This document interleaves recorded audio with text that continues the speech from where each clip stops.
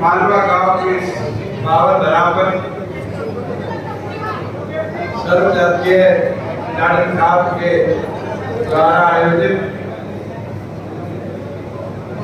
इस आयोजन में उपस्थित हमारे बीच में आपके प्रधान चौधरी दलवीर सिंह जी, हमारे बीच में अन्य प्रधान श्री रूप सिंह जी, श्री बलबीर सिंह जी, श्री राजवीर सिंह जी, श्री रोहतास जी, दादा रघुवीर, मंच पर बैठे हमारे विधायक भाई अमरजीत जी, कीर्तन राठी जी, सिद्धि त्याग जी, पार्टी के संगठन के सचिव मास्टर राजेंद्र लेखाड़ी जी, हल्का अध्यक्ष शमशेर जी, विश्ववीर जी, तमाम आपके संगठन के और के मेरे बुजुर्गों, मेरी माता बहनें, युवा साथियों, मैं पहले तो आपके सभी प्रतिनिधियों का आभार और धन्यवाद करता हूं कि इस पावन धरा पर आज आपने बुलाया। मेरा भी सौभाग्य है कि सामाजिक तौर पर छत्तीस बिरादरी आज यहाँ एकत्रित हुई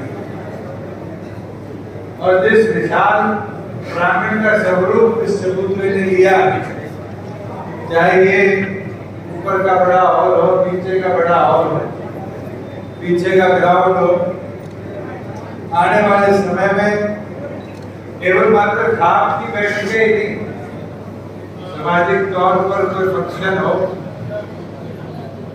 शिक्षा, चिकित्सा, इन चीजों की वृद्धि में बात हो, ये पावन धरा निरंतर कार्यरत रहेगी, काम आती है।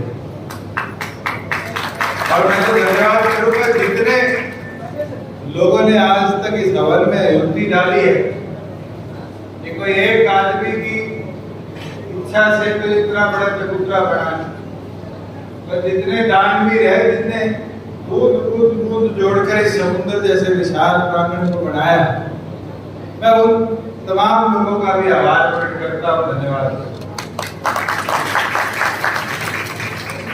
बुजुर्गों, साथियों, सामाजिक ताना बाना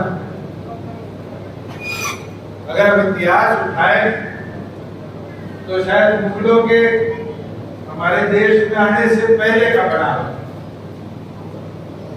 कई कमियां भी रही जिसको हमने समय अनुसार सुधारा, कई बार हमें बदनाम भी करने के प्रयास करे, पर मैं बधाई दूंगा मोदी लोगों को जिनने अपनी जिम्मेवारी समझ कर हमारे इतिहास को, हमारी संस्कृति को भी बचा कर रखने का काम, और धीरे धीरे समय अनुसार जो लोगों की इच्छा थी उसके अनुरूप कदम उठाकर सामाजिक ताने बाने को और आगे ले जाने का काम है। हम पे आरोप भी लगे, जब हम छोटे छोटे थे, जब से छोटे लगे कि खाप ऐसा कर देती है, खाप तो तालिबान जैसी है, उन लोगों को इनने बिल्कुल दिखाया कि कैसे गरीबों के विवाह से लेकर शिक्षा की बात हो, स्वास्थ्य की बात हो, रोजगार की बात हो, देश भर के हमारे इस खास क्षेत्र में उसको मजबूत करेगा। मैं तो उम्मीद करता हूँ यहाँ ना रुके, इसको और आगे लेके जाए।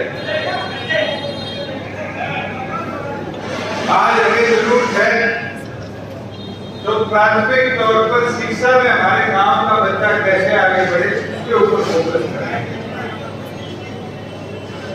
बुजुर्गों और साथियों,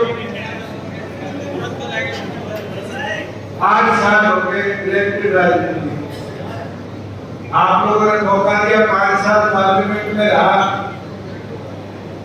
और पौने 3 साल विधानसभा में।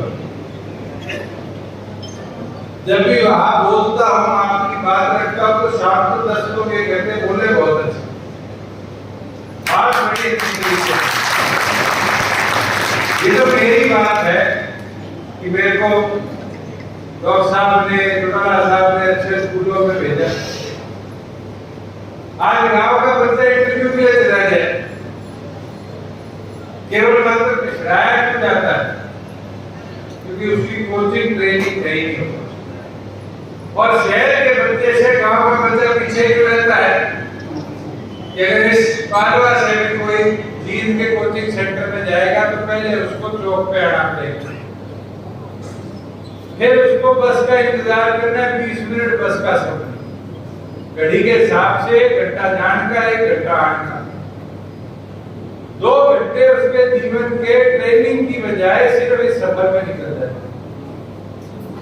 आज हमने स्कूल खोल दिए, मगर स्कूल की शिक्षा के बाद कई बार प्रोफेशनल कोचिंग, ट्रेनिंग और एग्जामिनेशन स्टडी के ऊपर भी काम करना है। पर आज तक उस पर फोकस किया और मैं तो हमारे 500 खास के प्रतिनिधि हैं, इनसे आग्रह करूंगा कि आप इसकी ओर कदम करो। हमारे खाप के स्ट्रक्चर में दान नीतियों की कोई कमी नहीं।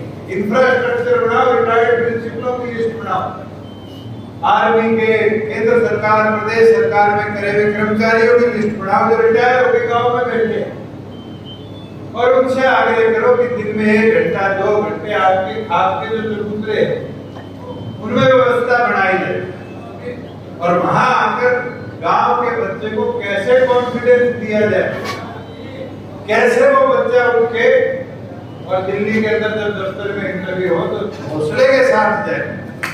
और ये बात रखकर मैं गारंटी के साथ कह सकता हूं, जिस दिन हमारी ये 5 तो यहाँ पर हम दुआ के कहते हैं, हमारी गार्डन खाप होगी, बनान खाप होगी, जहर खाप होगी और 5वीं थी उजाड़ा वाली।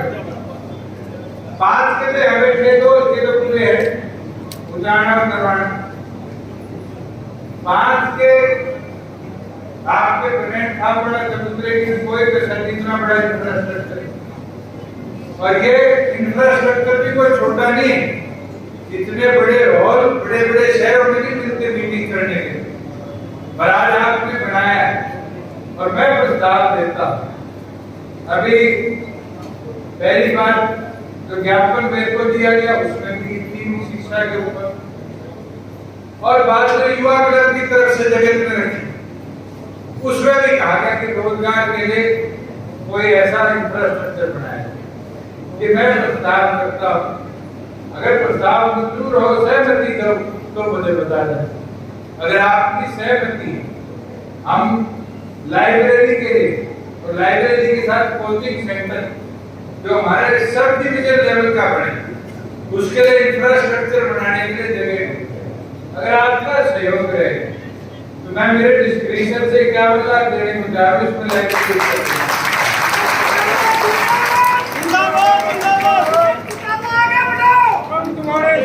सबसे पूछ रहा हूँ कि आप बैठिए, समाज बैठक, प्रधान जी को मैंने कहा है अगर मेरा प्रस्ताव मंजूर है तो सदन 1 हफ्ते में 51 लाख रुपए भिजवाओ, यहाँ पर ऐसी लाइब्रेरी एस्टैब्लिश कर दिखाओ कि फिर उचाड़ा की बजाय, जींद की बजाय लोग इस सड़क से और आपके चबूतरे में हर रोज आए ट्रेनिंग लेके।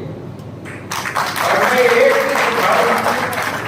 जब यहाँ से अफसर बन के जाएंगे, कोई पत्रकारिता करके जाएगा और कोई कार्य करके जाएगा, तो फिर जो लोग हमें बदनाम करते हैं उनको भी जवाब दें, उनको भी हम ये दिशा और दशा दिखा पाएंगे कि हमारे सामाजिक ताना बाना जोड़ता है, मजबूत करता है, आगे बढ़ाता है, ना कि तोड़ता है, कमजोर करता है।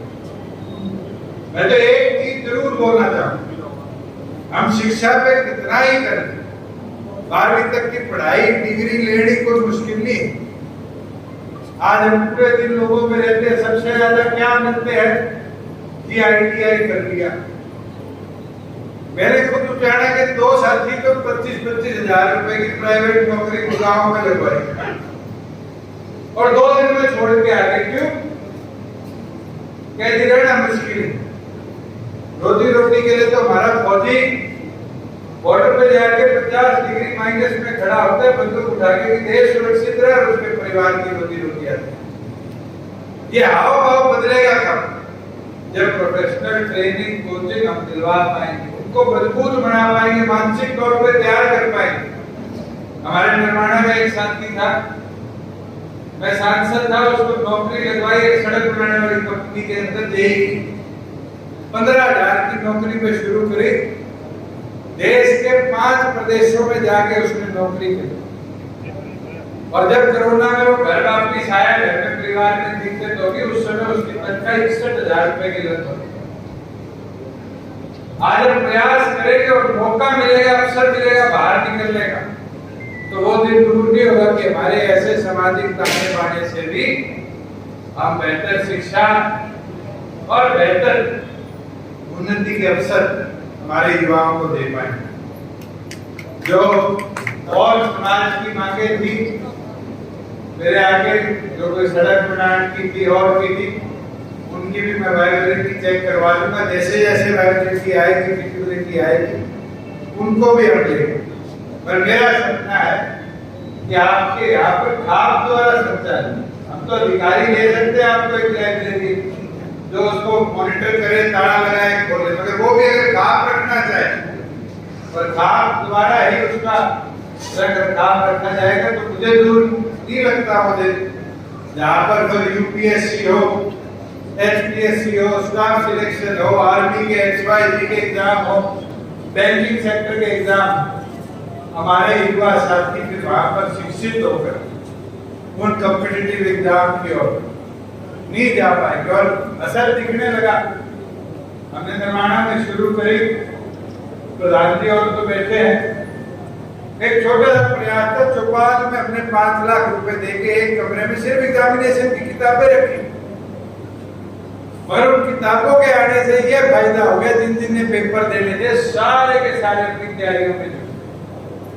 अब तो ये डिमांड आने लगी कि लाइब्रेरी बनाओ, अपने अपने नहीं राजस्थान से भी आने लगे। अब कल राजेंद्र कानी जी के विद्यार्थी मेरे साथ आए, राजनी से आते रास्ते में बोलते थे लाइब्रेरी कितनी दे पाओगे, कितनी बना पाओगे? अब तो सारी गांव की चौपालों में डिमांड आ रही है। मैं मानता हूं कि ये बेंचमार्क होगा और खास तौर पर जो यहाँ आधा हमारा हिस्सा बैठा है, हमारी बहनें माताएं, इनके लिए होगा। क्योंकि सबसे बड़ी समस्या माँ बाप के लिए क्या रहती है कि सिद्धू से, डूंगरके से या आसपास लगते हुए 20 गाँव वे छोरे को बस में नहीं भेजेंगे जी, ये रहता है हमारे साथ। मगर अगर हमारे यहाँ पर इंफ्रास्ट्रक्चर होगा, कोचिंग होगी, तो मैं ये गारंटी दे सकता हूँ माँ बाप भी सुबह शाम आएंगे या साइकिल पे हमारी बहन आ जाएगी और घर के पास शिक्षा ग्रहण करें और उससे कहीं ना कहीं उसको भी अवसर मिलेगा। हमने पुलिस में 5% से 8% महिलाओं का नंबर बढ़ा दिया और हमारा टारगेट है उसको हम 15% लेके जाएंगे। आज शिक्षा का रूल बनाया और हमने कह दिया 50% औरतें इस बार चुनाव लड़ेंगी। आप खुद सोचो, 50% हिस्सेदारी में पढ़ी लिखी और काम करने वाली जरूरत होगी, जिसको ये पकड़ कि इस प्रोजेक्ट को जल्दी से जल्दी समझे और फिर उस प्रोजेक्ट को सरपंच मेंबर अपने गांव में, अपने वार्ड में इम्प्लीमेंट करा। तो मैं तो दोबारा हमारे आपके सभी प्रतिनिधियों का आभार प्रकट करता हूँ कि इस ऐतिहासिक जगह आपने मुझे बुलाया, ये अवसर दिया। सारे हमारे प्रधानों का जो अलग अलग खापों के आए थे, पार्टी के सभी पदाधिकारियों का, और मैं उम्मीद करता हूँ मेरे प्रस्ताव को आप मानोगे भी और 1 से 2 महीने में ऐसा इंफ्रास्ट्रक्चर बना के यहाँ दोगे जिससे